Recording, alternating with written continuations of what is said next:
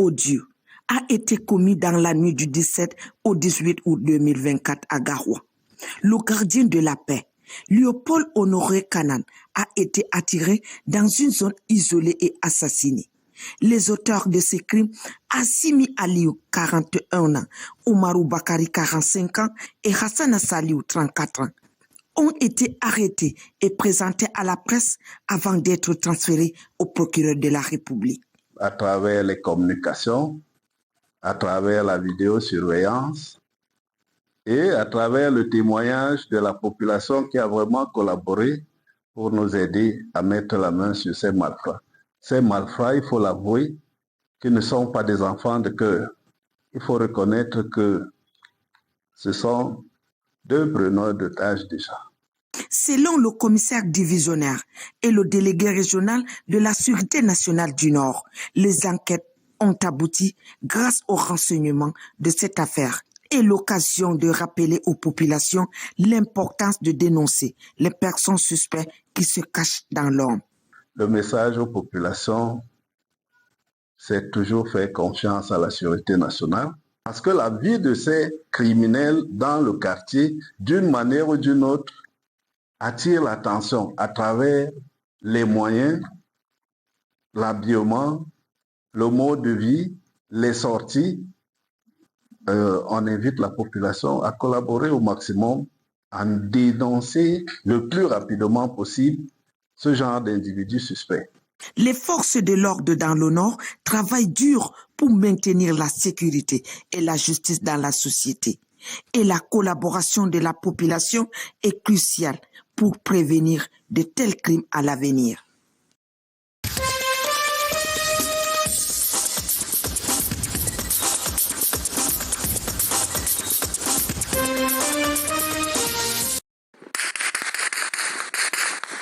La déflagration a retenti ici, lieu-dit Total Nkouen, dans le 3e arrondissement de la ville de Bamenda. Alors que les populations étaient sorties s'approvisionner dans le marché, le bruit assourdissant de l'explosion a semé la panique. De nombreuses personnes sont blessées, dont cette femme conduite à l'hôpital. Quelques minutes plus tard, des tirs sont entendus çà et là. Les forces de défense et de sécurité gagnent plusieurs carrefours de la ville pour parer à une autre éventualité. L'engin était placé sous les étals de fortune dressés par des commerçants. Cette semaine est la deuxième du lockdown imposé par les séparatistes. Depuis 10 jours, les populations sont terrées chez elles pour éviter le pire, qui visiblement pointe son nez à la moindre occasion, drainé par le vent de violence qui ne quitte la région.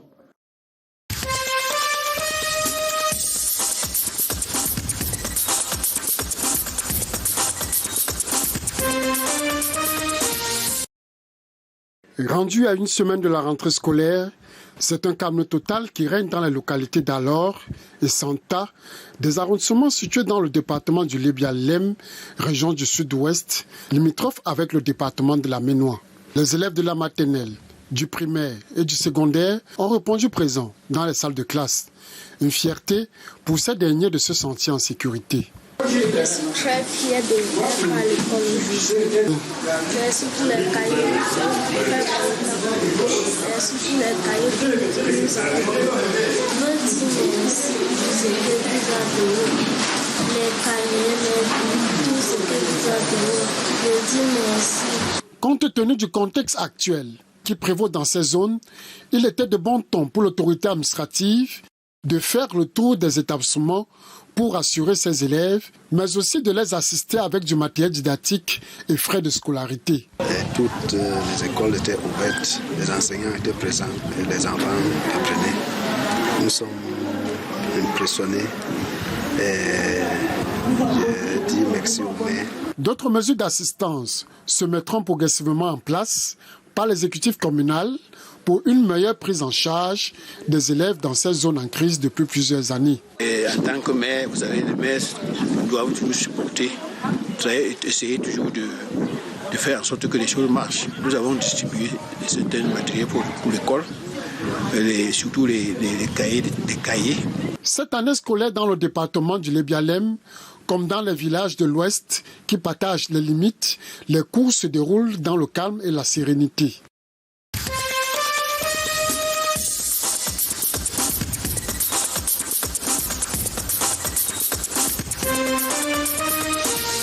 Les populations de Deuk vivent dans des conditions essentiellement rurales, marquées par le mauvais état des routes et surtout de l'absence de l'énergie électrique. Les populations vivent essentiellement de l'agriculture. Les routes sont un peu propres et le Baker est devenu opérationnel. La seule commune non électrifiée du département vient de lancer un chantier de construction d'une mini-centrale solaire de 40 kW pour sortir ces populations du noir. Ce qui nous manque encore beaucoup, selon moi, c'est la lumière. Nous vivons dans la lumière. Si on pouvait avoir les plaques solaires, ça pourrait être une très bonne chose pour mon village. Nous nous sommes engagés également à électrifier notre commune, parce que Deuk reste la seule commune dans le département du Mar-Minoubou qui n'a pas Eneo. Un marché a été passé et nous sommes sûrs qu'en 2024, il y aura de l'énergie ici à Deuk.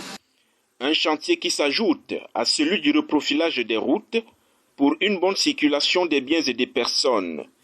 Nous nous sommes décidés dans notre commune à améliorer l'entretien routier, à assurer de l'eau potable à la quasi-totalité des populations. La routière, ça veut dire que l'écoulement de nos produits, ça passe. Bien sûr que la route veut se refermer, mais quand même, ça passe. La présence du bac est une satisfaction pour ces populations qui circulent aisément sur le fleuve Mbam.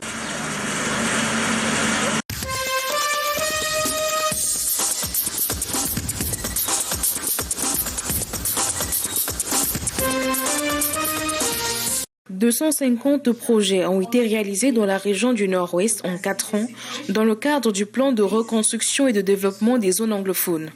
Des données rendues publiques par le comité de pilotage au cours de la 2e session tenue à Bamenda. Les travaux présidés par Adolphe Lélé Lafrique, gouverneur de la région du Nord-Ouest et président du comité, ont permis d'en savoir plus sur l'évolution des travaux. 100 millions de francs CFA, c'est le coût estimé pour la réalisation complète des projets.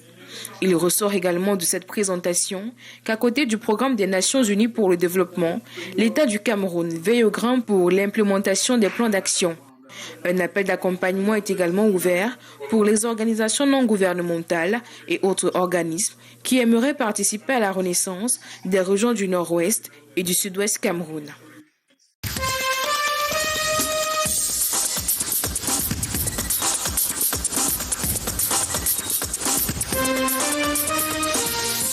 Grâce à la coopération décentralisée Nord-Sud entre la commune de Vassanelo et le syndicat de communes de la Ménois à Nabogé-Sikome, via le projet PACUS, urgence sanitaire, que la mise à disposition de l'eau potable par la réalisation des forages dans les 6 communes de la Ménois a été effective. Dans le cadre de cette coopération, nous entrevoyons beaucoup d'activités et d'actions, parmi lesquelles vous voyez que l'un de nos besoins principaux, c'est le besoin en eau potable. Ça, c'est une zone où il y avait beaucoup de maladies hydriques liées à l'eau. Ce point d'eau est venu à point nommé. C'est une action salutaire au profit des dites populations qui seront désormais épargnées de certaines maladies hydriques. Nous sommes vraiment très émus pour cette offre que la coopération italienne Cameroun vient de nous offrir. Cette pointe d'eau que nous avons longtemps désirée dans ce quartier. La visite de travail qui a duré 5 jours de l'Agence italienne de coopération internationale était également axée sur la vérification de la digitalisation de l'hôpital régional annexe de Tchank, la mise en place du centre départemental des opérations d'urgence, l'installation d'un centre multimédia pilote à Fongo-Tongo et la campagne d'éducation, d'information, de communication et de sensibilisation sur les mesures de protection. Vu l'évolution de la décentralisation, Les partenaires ont pensé que la coopération peut se faire entre un ensemble de communes et d'autres ensembles de communes. C'est pour ça qu'au lieu de travailler uniquement avec Saint-Ménard, la commune de Bassané a choisi de travailler avec toutes les communes de la Maine-Noire. Nous sommes à Fauteuil-Mena. On a implanté ce forage ici parce que la denrée eau est très très rare ici. Et les enfants souffrent beaucoup de maladies diarrhéiques, de dysenterie, sont tout le temps à l'hôpital. C'est un élan de développement participatif, inclusif, intégré et intégral que l'Italie entend apporter à toutes les communes du département de la Maine-Noire à travers le syndicat des communes, SICOME. Ce syndicat, qui est actuellement présidé par M. Paul Ndongé, par ailleurs maire de Fongo-Tongo.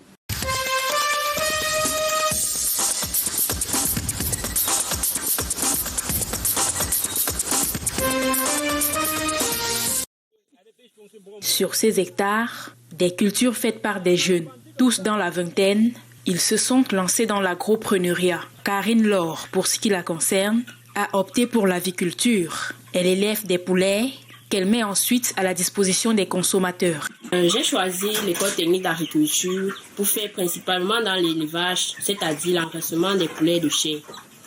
Donc ici derrière moi, on a les poulets de 45 jours. Mais pour l'instant, ils sont encore à leur 39e jour. Donc ils sont là depuis le 27 juin 2024 et leur sortie sera prévue pour ce mois d'août. Tout autour, le jeune Herman, il s'est concentré lui aussi sur la culture du poivron. Il explique les vertus et surtout les préférences des consommateurs. De manière générale, les consommateurs optent pour le poivron vert à cause des vertus que ce poivron-là apporte. Ça, c'est le besoin du consommateur. Mais de manière générale, qu'il soit rouge ou vert, il a des éléments. En fonction donc du besoin du consommateur, il peut avoir des stades de maturité différents. Il y a le premier stade qui est le stade vert. Et un autre stade, comme d'autres personnes le préfèrent à cette phase-ci, déjà rouge. Ça dépend donc des besoins du consommateur tout simplement. Ce n'est pas tout. Herman, à côté de l'agriculture, fait l'élevage porcin. Il élève ici des porcs, races confondues. Une porcherie qui a 12 loges. Nous avons ici plusieurs espèces de porcs. Nous avons par exemple l'Ash White, nous avons le Landras. Ces espèces se reconnaissent avec des caractéristiques bien précises. Là, nous avons une true, par exemple, qui a mis bas il y a 2 jours seulement. Comme vous pouvez le voir, ces porcelets sont juste au coin, là-bas à côté. Stéphane, quant à lui, a choisi de faire la culture des tomates. Les techniques particulières pour préserver les cultures sont découvertes ici. Ce que je suis en train de faire actuellement, là, c'est le tutérage de la tomate. Donc c'est pour éviter que les branches qui portent des fruits tombent et ça se casse. L'école technique d'agriculture de Bafang a à ce jour de nombreux techniciens formés en son sein. Nous avons beaucoup d'apprenants formés qui sont aujourd'hui des entrepreneurs agro-pastoraux. Ils possèdent des exploitations, ils font dans les cultures maraîchères, dans les cultures pérennes. Bref, tous les grands domaines de l'agro-pastoral sont abordés par la plupart de nos apprenants. Sortis de l'école de formation il y a 2 ans pour la plupart, ils ont opté pour l'auto-emploi en attendant ce que pourrait leur proposer l'État du Cameroun.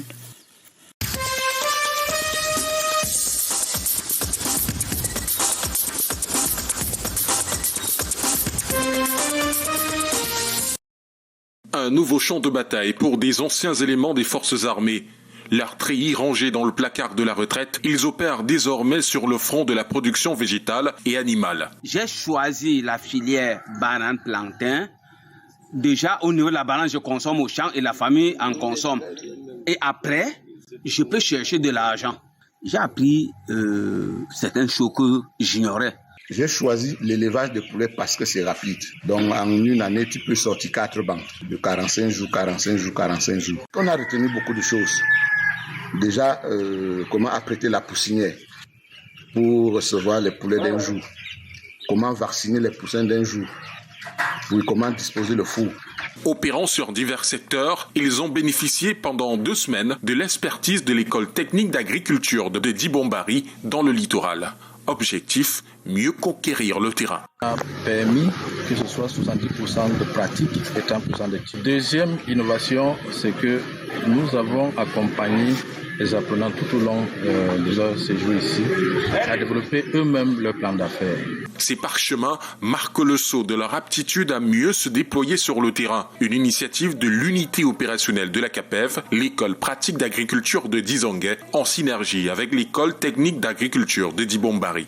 Le MINDEP a mis en jeu le programme 004 pour aider les militaires à se reconvertir et à se réinsérer économiquement. 50 au total, ces anciens combattants, victimes de guerre et militaires à la retraite sont appelés à être des acteurs de développement pour impacter l'économie nationale.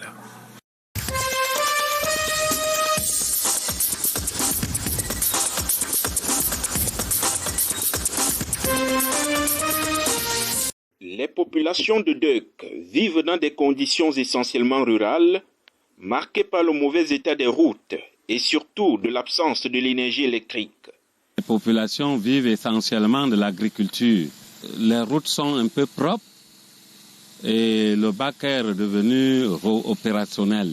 La seule commune non électrifiée du département vient de lancer un chantier de construction d'une mini-centrale solaire de 40 kW pour sortir ces populations du noir. Ce qui nous manque encore beaucoup, selon moi, c'est la lumière.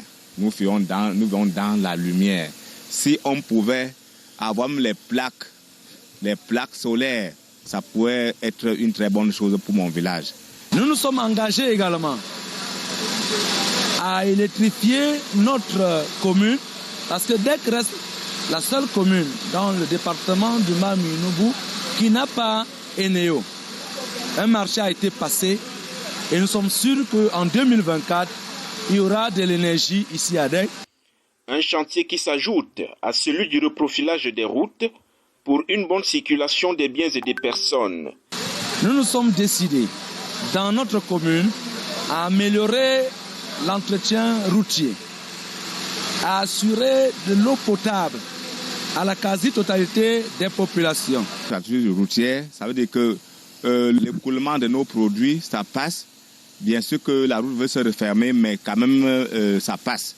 La présence du BAC est une satisfaction pour ces populations qui circulent aisément sur le fleuve Mbam.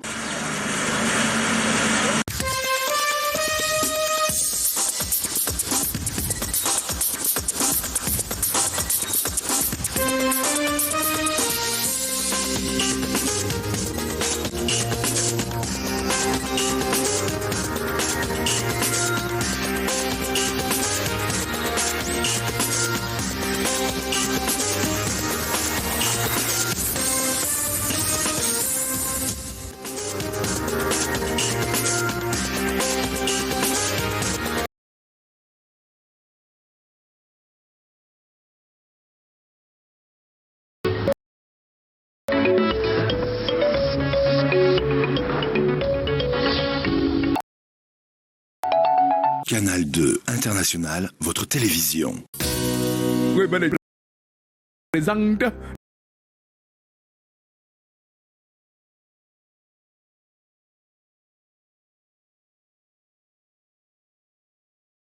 Le sourire.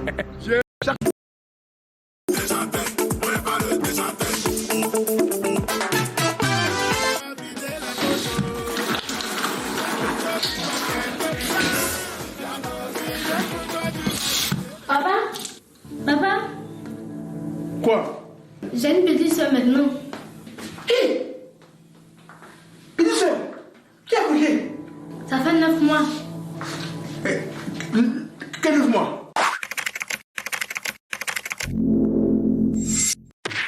Sharon! Papa? Tu fais quoi? Je suis les assiettes. Ah, tu sais les assiettes. Voilà, boutique, tu m'achètes une brosse à dents, ok? J'ai dit quoi? Une brosse à dents. Ok. Fais vite, hein?